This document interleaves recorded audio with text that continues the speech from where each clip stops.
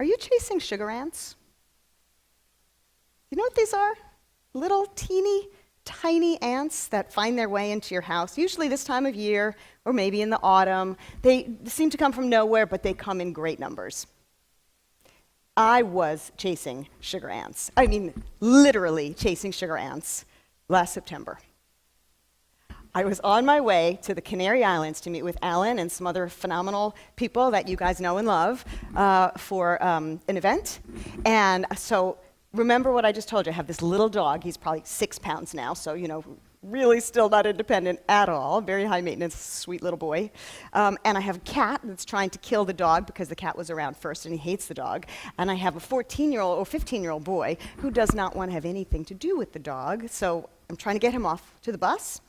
Not really working very well. And, frankly, I probably hadn't showered in, a day or two. This is being recorded. We can maybe edit that part out. But if you've had a dog, you know what this is like. Like, there's just no time. There's no time. So, and I've got Uber coming in an hour so that I can go, off the coast of Morocco to the Canary Islands. And if you guys have been there, but it's quite beautiful and really worth the trip. Meanwhile, okay, back to the sugar ants. So I'm in my kitchen, and I'm trying to get all this done, and what do I see all over the countertops? These little tiny, harmless, right? 2, 3, 4, whatever.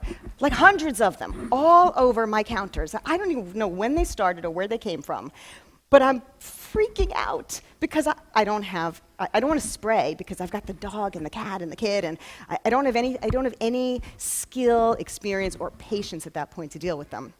And, I just, what would anybody do? I just start thumbing them. I get 2, 3, 4. Okay, I took care of a couple sugar ants. They just kept coming, right? So I'm like, well, okay, paper towels, right? I'll get a couple paper towels, I'll wet them. And I start stamping them out, a paper towel at a time. I go, 10 of them, 15, okay, great, progress. They keep coming. And I tape up the outlets. Maybe they're coming in from the electrical outlets. I think you get the picture. They just keep coming. These sugar ants are going nowhere, and I'm trying to get out the door. So why am I telling you about this? Well, it occurred to me that I'd been chasing those sugar ants for a long time before they ever showed up on my kitchen counter. Chasing the distractions, harmless enough, taken 1, 2, 3 at a time, but overwhelming when you are bombarded all the time, day by day, and you're trying to get stuff done. And the last thing you can do is run around and try to get rid of these little nuisances that never seem to stop. Is this familiar at all? Are any of you finding yourselves a little overwhelmed with the distractions of the day, from time to time? A couple head nods. I know I am. I know my clients are. And, it's not your fault, right? If this is the case, it's certainly not your fault. We have 24/7 news cycle. We have emails. We have texts. We have voicemails. We have meetings. We have clients to meet with. We have business to develop. We have families maybe to spend some time with. We have little dogs. Lisa, you have 2? 2. And you love them. They're very, very sweet. They're distractions, but they're good distractions. Some distractions are good, yeah.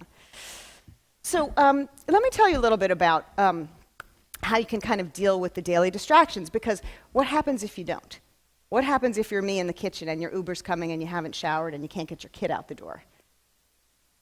We end up getting stuck. And things that shouldn't take us a whole lot of time end up taking us a whole lot of time. And we start to feel very overwhelmed by all of it.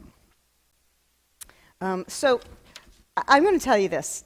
Nothing I'm going to say to you today is going to sound like a shock. There's nothing surprising here. There's no rocket science here. I guarantee you I'm going to say things and be like, oh, yeah, I know that. Yeah, I tell my clients that all the time. Sure, I do that. And same here, me too. But not often enough. And not consistently enough. And so what I would suggest is if you find something that you can do a little bit more often, a little bit more deliberately, it'll pay off.